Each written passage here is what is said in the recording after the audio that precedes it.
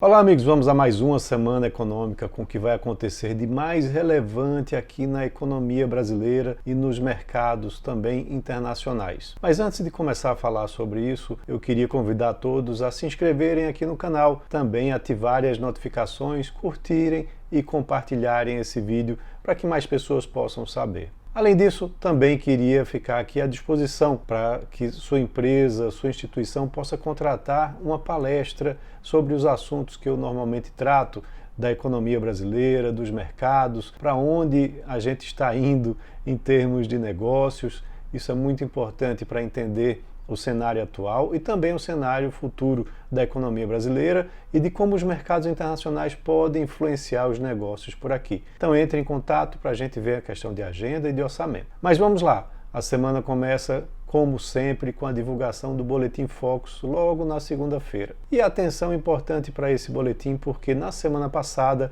a gente teve uma reunião do Comitê de Política Monetária do Banco Central e também do comitê, que decide juros lá do Federal Reserve lá nos Estados Unidos. E aqui no Brasil a taxa de juros teve uma elevação, enquanto que lá nos Estados Unidos teve uma redução.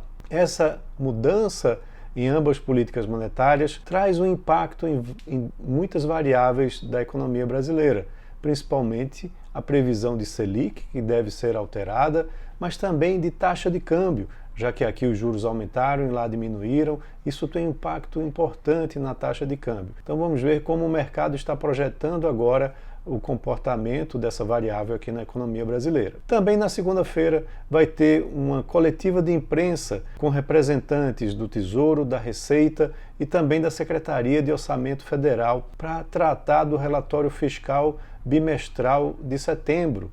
Esse relatório traz importantes informações sobre a política fiscal brasileira e sobre como a arrecadação e as despesas estão sendo tratadas.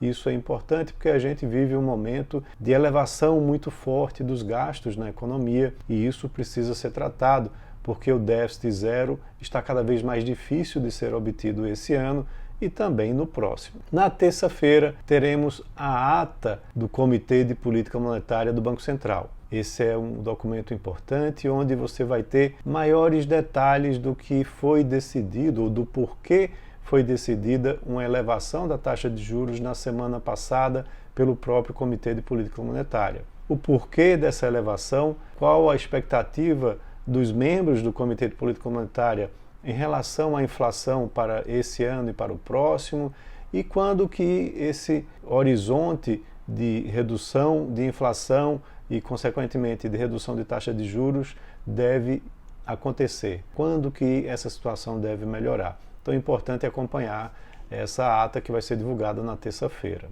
Na quarta-feira teremos já, falando de inflação, dados importantes da inflação brasileira. O IPCA 15 vai ser divulgado pelo IBGE para o mês de setembro. Ele funciona como uma prévia em relação à inflação brasileira, que é medida pelo IPCA e que só é divulgado em outubro, referente ao mês de setembro, mas vale a pena acompanhar para a gente entender como que a inflação está se comportando. Vale lembrar que em agosto o IPCA 15 teve uma elevação de 0,19%, no acumulado de 12 meses está em 4,35%, ou seja, muito próximo do teto da meta, e a expectativa para esse mês é de uma elevação de 0,27%. Então vamos aguardar esse resultado. Também vai ser divulgado na quarta-feira pelo Banco Central o balanço de transações correntes, do Brasil com o resto do mundo. Esse é um dado muito importante, bastante acompanhado, que mostra como que o Brasil está em relação ao resto do mundo em termos do seu saldo de balança comercial, do seu saldo de pagamentos e recebimentos referentes a serviços e rendas e juros que são pagos com o resto do mundo. E um dado muito importante também, a entrada de investimento estrangeiro direto aqui na economia brasileira. Isso é importante porque mostra como os investidores internacionais estão olhando aqui para o Brasil. Esse dado vai ser para o mês de agosto e vale lembrar que no mês de julho houve um saldo negativo de transações correntes de 5,2 bilhões e houve também uma entrada líquida de investimento estrangeiro direto de 7,3 bilhões, ambos em dólares. A expectativa para o mês de agosto é que o saldo negativo de transações correntes se eleve para 6 bilhões negativos e o investimento estrangeiro direto também aumente, né, na sua entrada aqui no Brasil para 8 bilhões de dólares, o que mostra, né, uma expectativa importante de investidores internacionais em estar, né, apostando aqui em negócios, né, da economia brasileira.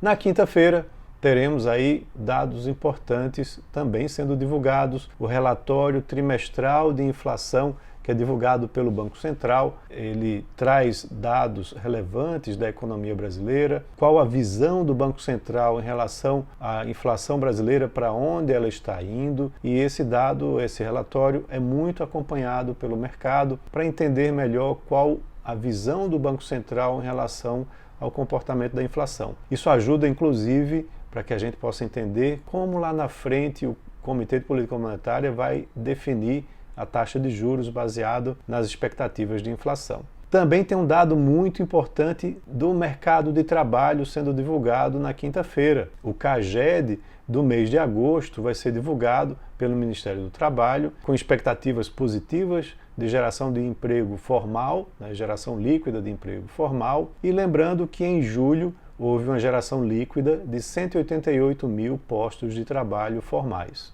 Ainda na quinta-feira, mas lá nos Estados Unidos, um dado muito importante, o PIB, né, do segundo trimestre da economia americana, em mais uma revisão vai ser apresentado, e também o PIB anual para o segundo trimestre, o que deve mostrar uma economia pujante, forte, com crescimento de 3% ao ano. É um crescimento bastante robusto para uma economia que só agora está começando a reduzir taxas de juros, né? Ou seja, com taxas de juros elevadas, ainda assim a economia americana conseguiu crescer no acumulado do ano em 3%.